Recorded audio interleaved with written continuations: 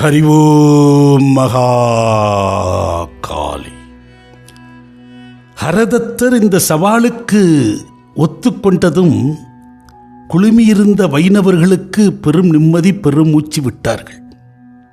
அப்பாடா, நம்முடைய குலத்தில் தெரிந்தோ தெரியாமல் தோன்றிய ஒரு குல விரோதி, ஒரு நஞ்சு, இந்த சந்தர்ப்பத்தை பயன்படுத்தி அடியோடு நாம் அழித்து விட வேண்டும்.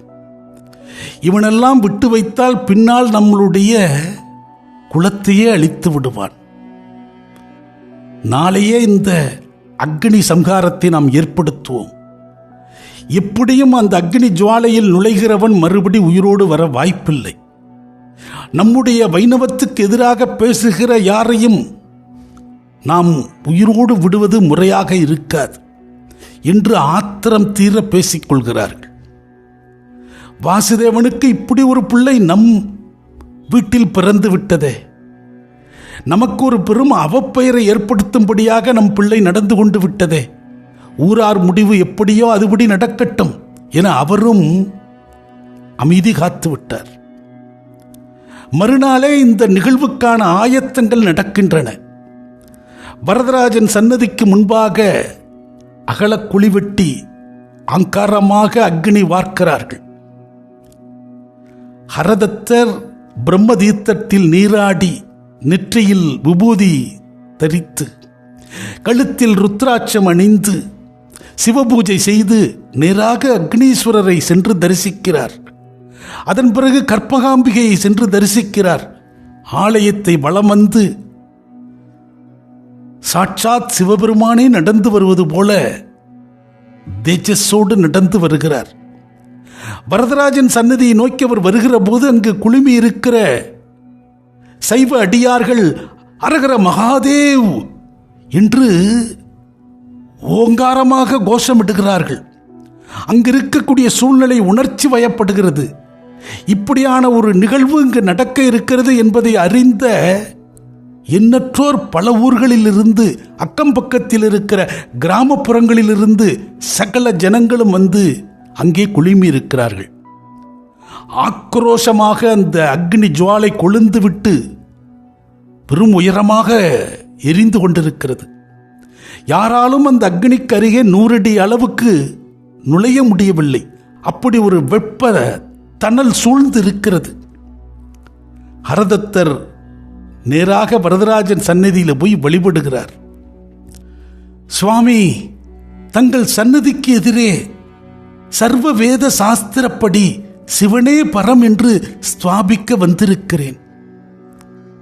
சிவனே பரம் என்பது உண்மையானால், தாங்கள் சிவனுடைய திருவடிகளில் தங்கள் கண்களை சமர்ப்பித்து வழிபட்டது உண்மையானால், யான் இறங்க இருக்கிற அந்த அக்னி குழி மலர் படுக்கை போல் மாற வேண்டும். அங்கே நடுவில் அமைக்கப்பட்டிருக்கிற அந்த பழுத்த இரும்பு முக்காலி சந்தன மேடையாக மாற வேண்டும் என மனமுருக பிரார்த்தனை செய்கிறார். அதன் பிறகு அங்கிருந்து வந்து அந்த அக்னி குழியை நோக்கி அவர் நடந்து செல்கிறார். பிறருக்கு வெப்ப அனலாக வீசிய அந்த அக்னி ஹரதத்தருக்கு குளிர்ந்த தென்றலாக வீசுகிறது. மிக கம்பீரத்தோடு தைரியத்தோடு அடியடியாக உள்நுழைந்து அங்கே அந்த ஆசனத்தில் ஏறி நிற்கிறார். எல்லோரும் ஹரஹரா ஹரஹரா என்று ஆவேசத்தோடு குழுமியிருந்தவர்கள் கோஷமிடுகிறார்கள். யாவரும் உணர்ச்சி ததும்ப நிற்கிறார்கள். ஹரதத்தர் ஓங்கிய குரலில் பேசுகிறார். வேதங்களிலிருந்தும் சாஸ்திரங்களிலிருந்தும் உபனிஷத்துக்கள், புராணங்கள், ஆகமங்கள் என யாவற்றிலும் இருந்து ஆதாரங்களை எடுத்து அள்ளி வீசுகிறார். எப்பக்கத்திலிருந்து எழுப்பப்படுகிற கேள்விகளுக்கும் சற்று சட்டென பதில் உரைக்கிறார். யாவரும் வாயடைத்து நிற்கிறார்கள். எத்தனை ஞானம் என்று அதிசயிக்கிறார்கள். அந்த கணமே பலர் அந்த பூமியில் விழுந்து சாஷ்டாங்கமாக வீழ்ந்து வணங்குகிறார்கள். நீர்தான் சிவபெருமான், அக்னியிலிருந்து வெளியே வாரும் என்று அழைக்கும் குரல்கள் கேட்கிறது. ஹரதத்தர் வெளியே வருகிறார். அவரிடம் எதிர்த்தோர் ஆதரித்தோர் யாவரும் ஒன்றாக பாத நமஸ்காரம் செய்கிறார்கள். தந்தை வாசுதேவன் வருகிறார். நான் செய்த பிழையை நீ மன்னித்து விட வேண்டும், என்ன பிராயச்சித்தம் எங்களுக்கெல்லாம் என்று சொல், அதை இந்த கணமே நாங்கள் ஏற்கிறோம் என மன்றாடுகிறார். அவருடைய குரலை அடுத்து கூடியிருந்த வைணவர்களும், ஆமாம், எங்கள் பிழையை நீங்கள் மன்னித்து விடுங்கள், உங்கள் நிலை அறியாமல் நாங்கள் தவறு செய்து விட்டோம், நீங்கள் சொல்வதை கேட்கிறோம், என்ன பிராயச்சித்தம் எங்களுக்கு என்று யாவரும் கதறுகிறார்கள், மன்றாடுகிறார்கள். ஏகாந்தமாய் ஏறெடுத்து யாவரையும் பார்க்கிறார். வைணவர்களை நோக்கி கூறுகிறார், உங்கள் மேனியில் சங்கு சக்கரம் குத்தி இருக்கிறீர்களே, உங்களுக்கு விபூதி உத்தூலன திரிவுண்டரமே பிராயச்சித்தம் என்று அருளுகிறார். அதாவது நெற்றி நிறைய விபூதி எடுத்து பூசுங்கள், 3 பட்டைகளாக அந்த விபூதியை தீட்டுங்கள், அந்த கடமே உங்கள் யாவருக்கும் பிராயச்சித்தம் கிடைத்து விடுகிறது. சிவதீட்சை தருகிறேன், பஞ்சாட்சர மந்திரத்தை உபதேசிக்கிறேன், யாவரும் சிவ வழிபாட்டுக்கு வாருங்கள் என்று அழைக்கிறார். தன்னுடைய தகப்பனையும் மற்றவர்களையும் அருகே ஓடிக்கொண்டிருக்கிற காவிரி ஆற்றில் ஸ்நானம் செய்து வர சொல்லி, அதன் பின்பு அவர்களுக்கு சிவதீட்சை தந்து பஞ்சாட்சர மந்திரத்தை உபதேசித்து ஸ்படிகலிங்கத்தை கையில் வழங்குகிறார். ருத்ராட்சம் அணிவிக்கிறார். யாவரும் அவர் அடியை தொடர்ந்து நடைபோடுகிறார்கள். இந்த தகவல் சகல தேசமெங்கும் பரவுகிறது. இப்படி ஒரு சிறுவன் ஒரு பிரளயத்தை ஏற்படுத்தி இருக்கிறான். அவனிடம் சிவனே வந்து பேசுகிறார். அவனிடம் இருக்கிற அந்த மெய்ஞானத்தை கண்டு பெரும் வாத்தியார்கள் மௌனமாகிவிட்டார்கள். பேரதிசயம் நிகழ்ந்து கொண்டிருக்கிறது கஞ்சனூரில் என்பதாக செய்திகள் எங்கெங்கும் பரவி கொண்டிருக்கின்றன. இத்தகவலை அறிந்த பாண்டிய நாட்டு அரசன் சிவலிங்க பூபதி கஞ்சனூர் வருகை புரிகிறான். ஹரதத்த சுவாமிகளை பாத நமஸ்காரம் செய்து தனக்கு பஞ்சாட்சர மந்திரத்தை உபதேசிக்கும்படி வேண்டுகிறான். அவருக்கு அரசன் கனகாபிஷேகம் செய்கிறான். ஹரதத்தரை தன் குரு போல் பாவிக்கிறான் சிவலிங்க பூபதி. அவருக்கு தேவையான யாவற்றையும் வழங்கி வருகிறான். அவ்வப்போது வந்து சந்திக்கிறான். இந்த உறவு வளர்கிறது. ஹரதத்தரனுடைய வயதும் வளர்ந்து கொண்டிருக்கிறது. ஒரு நாள் சிவலிங்க பூபதி சுவாமிகளை வந்து தரிசனம் செய்கிற போது அருகே இருந்த அவரது தந்தையாரிடம், சுவாமிகளுக்கு வயது வந்து கொண்டிருக்கிறது, பிரம்மச்சரியத்தை அனுஷ்டித்துக் கொண்டிருக்கிறார், இந்த வயதில் அவருக்கு ஒரு திருமணம் செய்யலாமே, நீங்கள் முன்னெடுக்கலாமே என்று அரசன் விண்ணப்பிக்கிறார். அதுவும் சரிதான், அந்த எண்ணம் எமக்குள்ளும் இருக்கிறது என்று சுவாமிகளுக்கான கல்யாண பேச்சு தொடங்குகிறது. அந்த நேரம் சைவ அக்ரஹாரத்தில் வாதுல கோத்திரத்தில் அவதரித்த சுப்ரதீகர் எனும் சிவனடியாரனுடைய மகள் கமலாட்சி சுவாமிகளுக்கு பொருத்தமான இணை என்பதை பெரியோர்கள் கூடி முடிவு செய்கிறார்கள். ஜோதிட ஆலோசனைகளுக்கு பிறகு ஒரு நன்னாளில் பாண்டிய நாட்டரசன் முன்னிலையில் திருமணம் வெகு சிறப்பாக நடந்தேறுகிறது. ஹரதத்தரும் கமலாட்சியும் அனுதினமும் சிவபக்தியில் ஈடுபட்டதோடு இல்லற ஒழுக்கத்தையும் தர்மம் தவறாது பேணி வந்தார்கள். ஹரதத்தனுடைய தவ ஆற்றலால் எண்ணற்ற சித்துக்களை நிகழ்த்தி இருக்கிறார். ஒரு சமயம் அவர் சிவலிங்க பூஜை செய்கிறார்.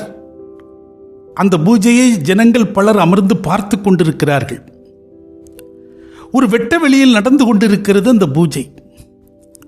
அப்போது எங்கிருந்தோ ஒரு நாய் கடும் வறட்சியோடு தாகம் எடுத்து வந்து தவித்த வாய்க்கு தண்ணீர் கிடைக்குமா என்று கேட்பது போல அந்த லிங்கத்துக்கு அருகே வந்து நிற்கிறது. இவர் ஜலம் விடுகிற போது அந்த லிங்கத்திலிருந்து வழிந்து வருகிற அந்த ஜலத்தை நாம் நக்கி அருந்த முடியாதா என்ற ஏக்கத்தோடு நிற்கிறது. இதை பார்த்த ஹரதத்தர் என்ன செய்கிறார், லிங்கத்துக்கு விட வேண்டிய அந்த சங்கு ஜலத்தை எடுத்து அந்த நாயை அழைத்து அதன் வாயினில் விடுகிறார். அந்த சங்கு ஜலத்தை அது ஆனந்தமாக பருகி மகிழ்ந்து தலையை சிலிப்பிக் கொண்டு வாளை ஆட்டிக்கொண்டு ஒரு சில அடிகள் நகர்ந்து பின் மறைந்து விட்டது. இந்த காட்சியை யாவரும் பார்க்கிறார்கள். என்னடா இவர் அபிஷேகம் பண்ணி கொண்டிருந்தவர் அந்த அபிஷேக பாத்திரமான சங்கு தீர்த்தத்தை நாய் எச்சில் படுத்தும்படி செய்துவிட்டார். பின்னர் அதே சங்கினால் அபிஷேகமும் செய்கிறார். இங்கிருந்தோ வந்த ஒரு தெருநாய், அது வந்ததும் தெரியவில்லை, போனதும் தெரியவில்லை. என்ன ஆச்சாரத்தை இவர் கடைபிடிக்கிறார் என்று ஒரு சங்கடம் ஏற்படுகிறது. கேட்க தயக்கம் இருந்தும் இருவர் கேட்கிறார்கள். என்ன சுவாமி, இப்படி ஒரு சிவலிங்க பூஜையின் போது இப்படி ஒரு இதை பண்ணிட்டீங்களே, அது சரிதானா என்று கேட்கிறார்கள். அப்போது ஹரதத்தர் சொல்கிறார், வந்தது நாய் அல்ல, என் மீது பிரியம் கொண்டிருக்கிற சிவபெருமான் தான் நாய் ரூபத்தில் வந்தார். அவருக்கு செய்கிற அபிஷேகத்தை தான் அவர் அருந்தி மகிழ்ந்தார். மறைந்து போனாரே, கவனிக்கவில்லையா என்று கேட்கிறார். கூடியிருந்தவர்கள் சிலிர்த்து போகிறார்கள். இதேபோல் மற்றொரு சமயம் யாவரும் அதிசயிக்கத்தக்க வகையில் ஹரதத்தர் மற்றும் ஒரு சித்தை நிகழ்த்துகிறார். பாண்டிய நாட்டரசன் சிவலிங்க பூபதி விலை உயர்ந்த ஒரு பட்டு பீதாம்பரத்தை அக்னீஸ்வரருக்கு சாற்றும்படி ஒரு சேவகர் மூலமாக அனுப்பி வைக்கிறார். அந்த நேரம் ஒரு பெரும் அக்னி வேள்வி ஒன்றை, ஹோமம் ஒன்றை வளர்த்து கொண்டிருக்கிறார் ஹரதத்தர். அரசனுடைய சேவகர் அந்த பட்டு பீதாம்பரத்தை எடுத்து வந்தவர் ஹரதத்தரிடம் ஒப்படைத்து, அரசர் இதை சுவாமிகளுக்கு சாற்றும்படி கூறி அனுப்பினார் என பணிவோடு எடுத்து கூறுகிறார். அதை சரிவர காதில் வாங்காதவர் போல கையில் வாங்கிய அந்த பட்டு பீதாம்பரத்தை தகதகவென எரிந்து கொண்டிருக்கிற அந்த அக்னி ஹோமத்தில் சேர்த்து விட்டார். சேவகருக்கு முன்பாக சில நொடிகளில் அவர் கொடுத்த அந்த பட்டு பீதாம்பரம் அக்னியில் இரண்டர கலந்து விட்டது, சாம்பலாகிவிட்டது. அந்த சேவகருக்கு அடிவயிறு கலங்கி பகீர் என்கிறது. அரசன் சுவாமிகளுக்கு சாற்ற கொடுத்த ஒரு பட்டு, ஆனால் இங்கு அக்னியில் சேர்ந்து விட்டது. நம் தலையை எடுத்து விடுவானோ என்ற பதற்றம் அவருக்கு இருந்தாலும் மறைக்க முடியாது. அரசனிடம் தெரிவிக்கிறார், இது மாதிரி நீங்கள் கொடுத்த அந்த பட்டு பீதாம்பரத்தை அந்த நேரம் ஹரதத்தர் சுவாமிகள் தாம் வளர்த்து கொண்டிருந்த ஹோமத்தில் சேர்த்து விட்டார். எதுவும் சொல்ல முடியவில்லை, அவர் கையை பிடித்து தடுக்க முடியவில்லை என்று சொல்கிறார். சரி, ஹரதத்தரை போய் யார் கேள்வி கேட்க முடியும்? ஆனாலும் அரசருக்கு ஒரு வருத்தம். தனக்கு இந்த நிகழ்வு தெரியாதது போல மற்றொரு நாள் நேராக புறப்பட்டு வருகிறார். ஹரதத்தரிடம் பேசியவாறே ஆலயத்துக்கு சென்று கொண்டிருக்கிறார். சுவாமிகளுக்காக நான் கொடுத்து அனுப்பினேனே பட்டு பீதாம்பரம், அது பார்க்க எழிலோடு இருக்கிறதா? அதை சுவாமிகளுக்கு சாற்றிய போது அந்த அலங்காரம் நன்றாக இருந்ததா என்று தான் கொடுத்தனுப்பிய பீதாம்பரம் குறித்து விசாரிக்கிறார். ஹரதத்தர் அதற்கு சர்வசாதாரணமாக, அது சுவாமிகளுக்கு அப்போதே கொடுத்து விட்டோம், அவரும் ஏற்றுக்கொண்டு விட்டார், எல்லாம் சிறப்பாக நடந்ததே என்று பதில் சொல்கிறார். இவர் அக்னியில் செலுத்தி விட்டார், அங்கே அணிவித்தது போல மாற்றி சொல்கிறாரே என்ற ஒரு சங்கடம் ஏற்படுகிறது. கேட்பதற்கு தயக்கமாக இருக்கிறது. இருவரும் கர்ப்பகிரகத்திற்கு சென்று அக்னீஸ்வரரை பார்க்கிறார்கள். அரசன் அன்று கொடுத்த அதே பட்டு பீதாம்பரம் அங்கே அணிவிக்கப்பட்டிருக்கிறது. அரசன் அடியோடு ஆடி போய்விட்டான். உங்களை ஒரு கணம் நான் தவறாக எண்ணிவிட்டேன், என்னை மன்னித்து விடுங்கள். அக்னியில் கொடுக்கப்பட்டது சுவாமிகளுக்கு தானப்பா, அது அவருக்கு தானே போய் சேர்ந்தது என்று இயல்பாக பதில் சொல்கிறார் ஹரதத்தர். மற்றொரு சமயம் அந்த ஊரில் நடந்த ஒரு நிகழ்வு, இதுவும் பலரும் பார்த்தறிய ஒரு சித்து, பொதுமக்கள் சாட்சியாய் நிகழ்ந்த ஒரு சம்பவம். ஒரு வயதான பிராமணர் தன் வீட்டு மாட்டுக் கொட்டிலில் ஒரு மாலை இரவு நேரத்தில் ஒரு கனமான வைக்கல் கட்டை எடுத்து வந்து அந்த கொட்டில் வேகமாக தோல் சுமையாக கொண்டு வந்தவர் தூக்கி போடுகிறார். அவர் தூக்கி போட்ட இடத்துக்கு கீழே அன்று பிறந்த ஒரு கன்றுக்குட்டி படுத்திருக்கிறது. அதை கவனியாது இவர் அந்த இருட்டில் அந்த வைக்கல் கட்டை போட்டதனுடைய விளைவு மறுநாள் காலை பார்க்கிற போது மூச்சு திணறி அந்த கன்றுக்குட்டி இறந்து விட்டதை பார்க்கிறார்கள். இப்படி இந்த முதியவர்களுடைய செயலினால் அந்த பசுங்கன்று இறந்ததை அறிந்த இதர பிராமணர்கள் யாவரும் ஒன்று கூடி, உன்னுடைய செயலால் கோவஸ்த ஹத்தி நேர்ந்து விட்டது, அதாவது பெரும் பாவம், கொலைபாதக செயல் செய்திருக்கிறாய், இதுக்கு பிராயச்சித்தம் ஏது இருக்கிறது? ஒருவேளை காசி சென்று தலைமுழுவி அங்கே சில சடங்குகள் புரிந்தால் இந்த பாவத்திலிருந்து விடுபடலாம். அப்படி இல்லாத போது நீ பாவியாகத்தான் மரிக்க வேண்டும். இப்படி ஒரு பெரும் பாவம் செய்த உன்னோடு நாங்கள் பழக முடியாது. ஒரு பாவியோடு நாங்கள் இணைந்து தொடர்புகள் கொள்ள முடியாது. அதனால ஊர் தள்ளி வைக்கிறோம் உன்னை, எங்களை பார்க்கவோ பேசவோ கூடாது, நீ ஒரு பாவி என்று கடும் தண்டனை விதித்து விட்டார்கள். ஆனால் ஒரு பாவம் செய்தால் அவன் பாவி, அவன் வீட்டில் கை நினைக்க கூடாது, அவன் நம்ம வீட்டுக்கு வரக்கூடாதுன்னு எண்ணுகிற காலம் இருந்திருக்கிறது. இப்போ இவருக்கு விமோசனம் என்னன்னு தெரியல.